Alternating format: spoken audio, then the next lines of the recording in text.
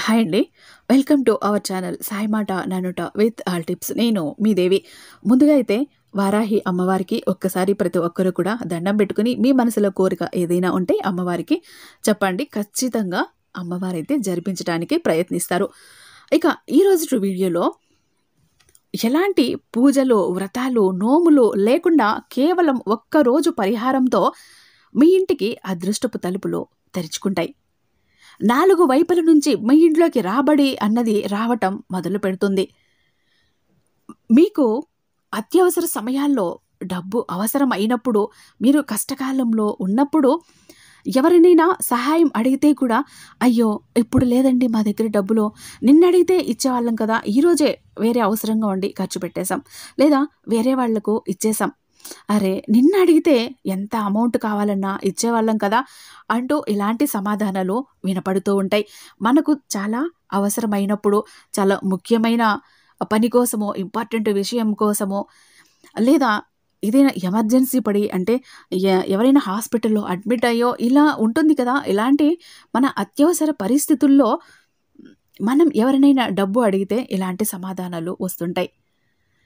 ఇక మనకు రావాల్సిన డబ్బులే కూడా ఒక్కొక్కసారి రావటానికి ఏదో ఒక అడ్డంకు అన్నది ఏర్పడి రావటం అన్నది వెనక్కి వెళ్తూనే ఉంటుంది. ఇక మన బిజినెస్‌లో కూడా అంత సక్సెస్ లేక అంతంత మాత్రంగానే జరుగుతూ ఉంటాయి బిజినెస్‌లో.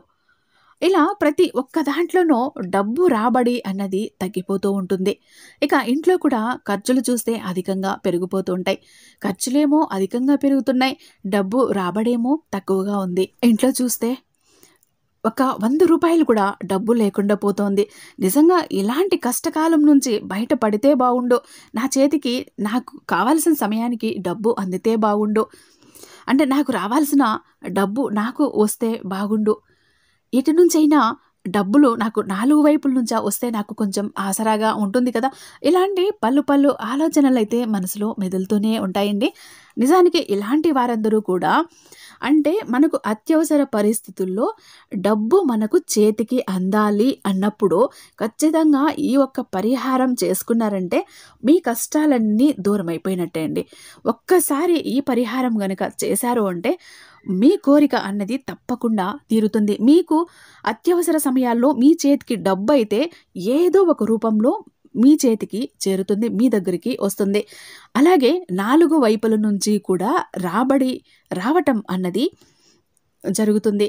అలాగే మీరు చేస్తున్న పనిలో ఆదాయం అన్నది పెరుగుతుంది. మీరైతే డబ్బును చూడగలుగుతారు.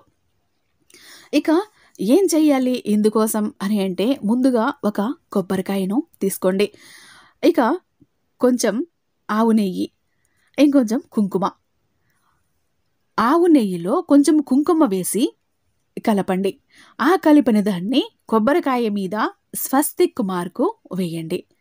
స్వస్తిక్ మార్కు వేశాక ఇక ఎర్రటి గుడ్డ ఆ కొబ్బరికాయ చుట్టూ చుట్టండి. అంటే ఎర్రటి క్లాత్ జాకెట్ పీస్ కానీ, లైనింగ్ పీస్ కానీ ఇలా ఉంటాయి కదా! అలాంటివి కొత్తవి మాత్రమే వాడాలి. కొత్త క్లాత్ మాత్రమే, కొత్త బట్ట మాత్రమే వాడాలి. ఆ ఎర్రటి గుడ్డ ముక్కను తీసుకొని కొబ్బరికాయ చుట్టూ చుట్టాలి.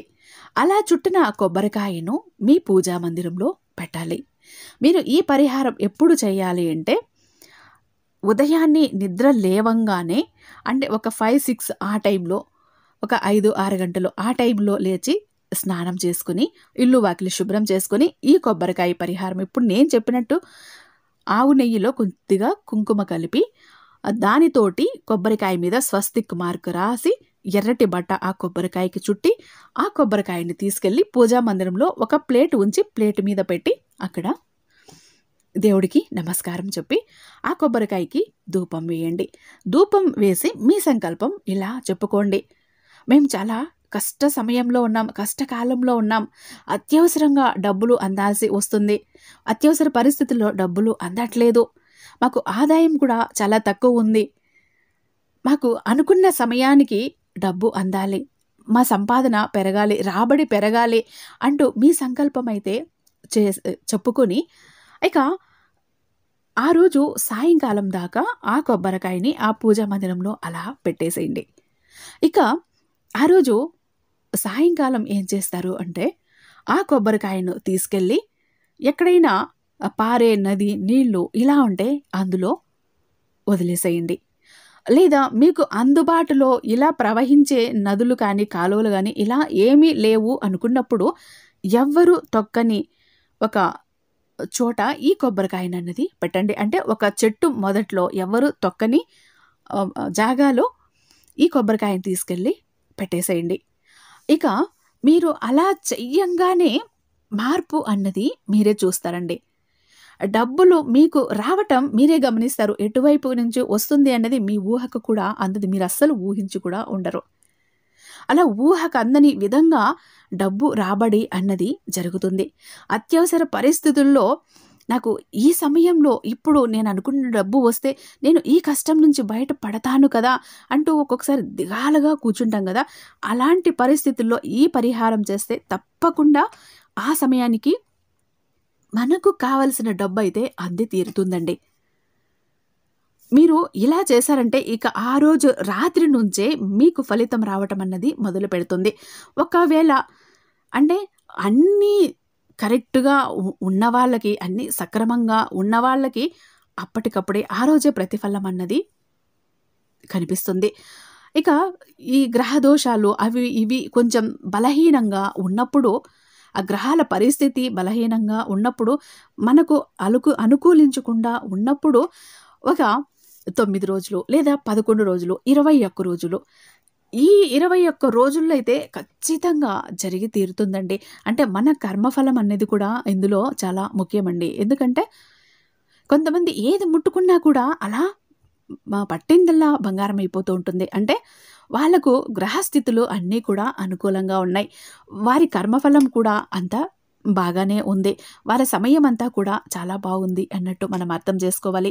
ఒక్కొక్కరికి ఎన్ని పరిహారాలు చేసినా కొంచెం ఆలస్యం అవుతూ ఉంది అంటే అది వారి కర్మఫలం కావచ్చు, గ్రహస్థితులు అనుకూలంగా లేకపోవచ్చు.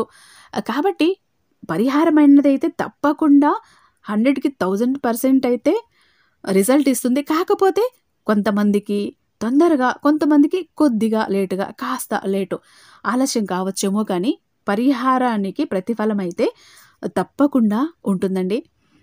ఇక మీకు ఈ వీడియో ఈరోజు నచ్చే ఉందని భావిస్తున్నాను. మన వీడియో నచ్చినట్టయితే వీడియోకి ఒక చిన్న లైక్ ఇచ్చి మీ ఫ్రెండ్స్‌కి, ఫ్యామిలీ మెంబర్స్‌కి షేర్ చేయండి. అలాగే మరిన్ని ఇంట్రెస్టింగ్ వీడియోస్ కోసం మన ఛానల్‌ని సబ్స్క్రైబ్ చేసుకోండి. రేపు మరొక మంచి వీడియోతో మీ ముందుంటాను. అంతవరకు సర్వేజన సుఖినో భవంతు.